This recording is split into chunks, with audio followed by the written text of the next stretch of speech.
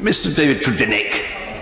Thank you for calling me. I've sat through nearly 12 hours of debate in the last 2 days, and I have to say that I think yesterday there was a decisive shift in the mood of the chamber overall. I was a marginal Remainer, but when I told my constituents this, I think it's perhaps illustrative of the influence I've had in the last 30 years, that they voted 60-40 out. But having done that, I've said, I'm absolutely with you. It's my duty to get you out.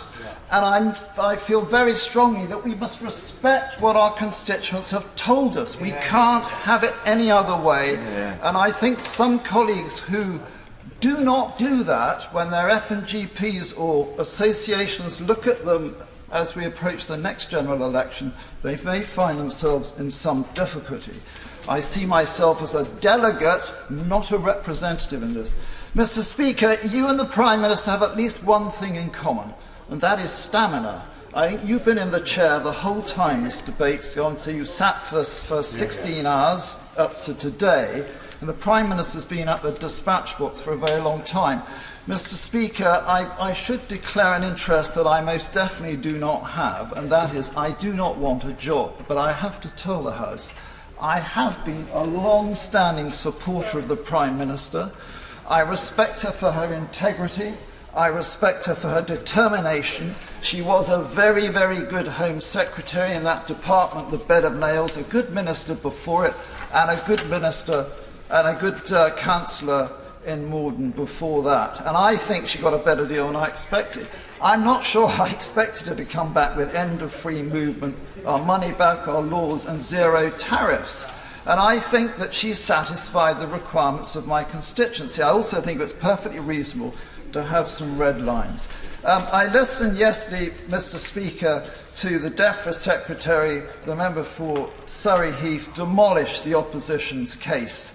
16 different positions, and the Honourable Lady, my honourable friend for Chelmsford, explained that the European Union institutions will stop functioning in March because of their electoral cycle. And so we're really faced with two options. We either take the deal on offer or we fall out of the EU, and the pun's intended, we will drop right out. And as my honourable friend for Mole Valley said, a lot of people are saying, get on with it, they want us to do it.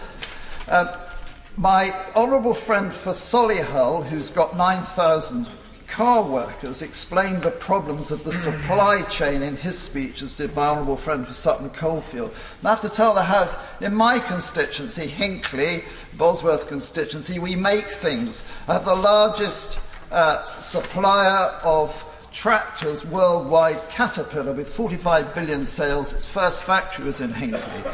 And set up in 1952, we have over 1,500 employees now, and 72% of their inbound components come from the EU, and 31% of outbound sales went to the EU. I have Churchills, who are suppliers for Rolls-Royce. Fans that are assembled into engine parts in Hinckley go to Rolls-Royce. I'm told there are dire problems if we do not have existing arrangements for moving. I have Myra with their autonomous vehicle structure. I also have DPD, which is the biggest parcel sorting operation in Europe, with 14 football pitches sized depots shipping 80,000 items per hour.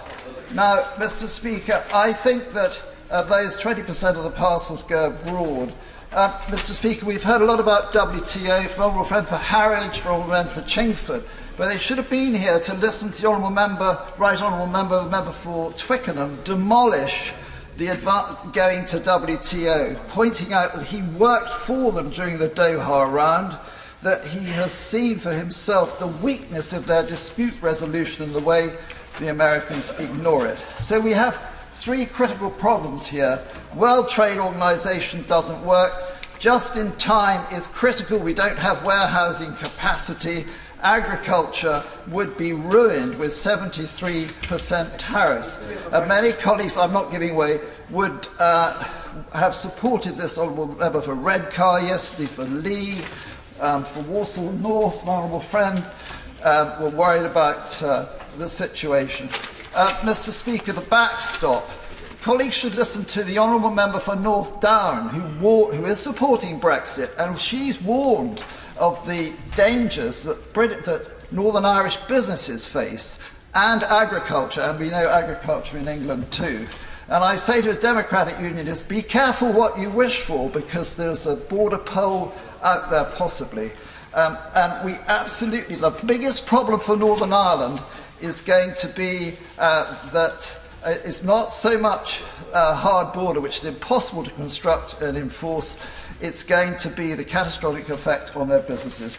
Mr. Speaker, I am supporting this. I believe that we will have conciliation if we don't get it through on Tuesday.